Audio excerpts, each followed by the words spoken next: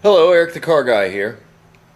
A lot of you had mentioned in the comments of the checking for overheat or diagnosing an overheat video that I had omitted problems with the water pump.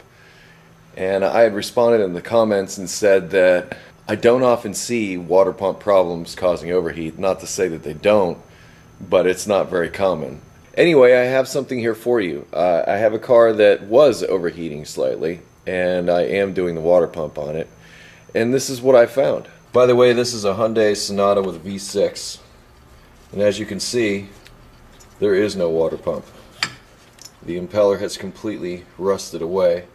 This is the new one. It should have these, which are basically what moves the coolant on there. But as you can see, on this old one, they're completely gone.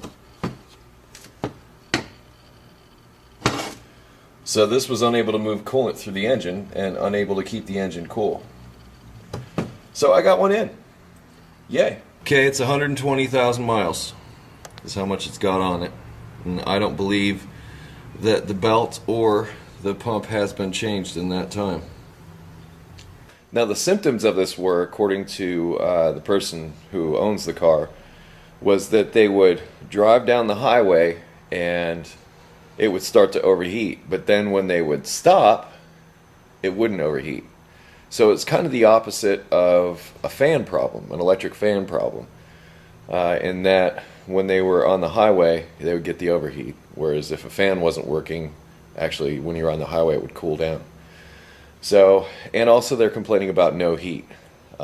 Considering the mileage and everything else, the water pump was just something that needed to be done. And it just so happens that this is fixing the problem. But trying to diagnose that as far as what the overheat is, really all you can do is eliminate everything else. And once you've eliminated everything else, and you might have been able to take the radiator cap off and look to see if there was flow of coolant with the thermostat open. To be honest, I really can't think of any particular test that would reveal that the water pump is at issue. I really can't.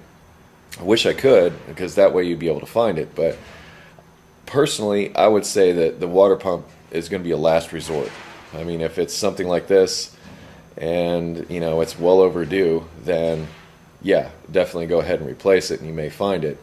But if you don't find your leaks and you don't find any of the other things that were mentioned in the overheat video, then this would be a place to look for sure. Or just coolant flow in general. It may not be the water pump that's causing this. I've seen radiators get clogged up. And I guess what you could do is if you had an infrared temperature sensor and you ran it across the radiator, the bottom should be cooler than the top, or you may find different spots within it that aren't having a temperature change at all, which might indicate that it's not flowing through there. In fact, you might even be able to track down this problem with something like an infrared temperature sensor. I'll see if I can get one of those and maybe do a video on it, but yeah. Once again, this is kind of a last resort guess kind of thing, because unless you're in there, it's going to be hard to tell.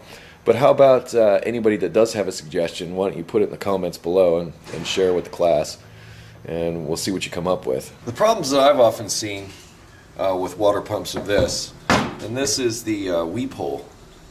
You see this little passage here. This goes to the bushing inside the pulley, and when that bushing starts to go bad, the water pumps have a hole, and it's called the weep hole. And when you start to see residue like this, it means that bushing is starting to go in here, and the water pump needs to be replaced. This is normally what I see. I don't normally see impellers completely eroded away like that one is, but you would find this either through a visual inspection or when you pressure test. You know, I just thought about the inevitable question that may come up with this. Hey, Eric the Car Guy, what caused this?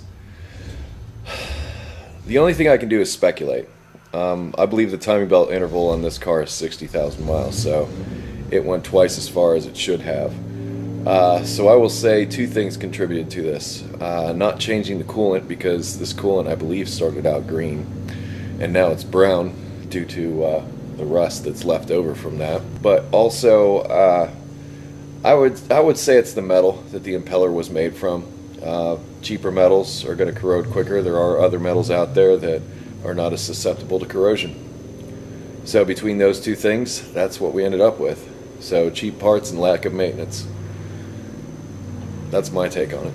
Moral of the story, I guess, is you, the viewer, were correct. And here I am with an example. So I'm going to post this as a video response to that overheat video for you to check out, and maybe throw an annotation in there about the video concerning this. Anyway, thanks for the input. And I love it when I have show and tell for you. I'm Eric the Car Guy. You can always visit me at EricTheCarGuy.com and on Facebook and Twitter. Hey, follow me around. Maybe I have something interesting to say. Who knows? Well, at least you may know what I'm doing on days like today. I'm done talking about myself. I'm going to let you go and tell you to go out there and stay dirty. And have fun, too. See you.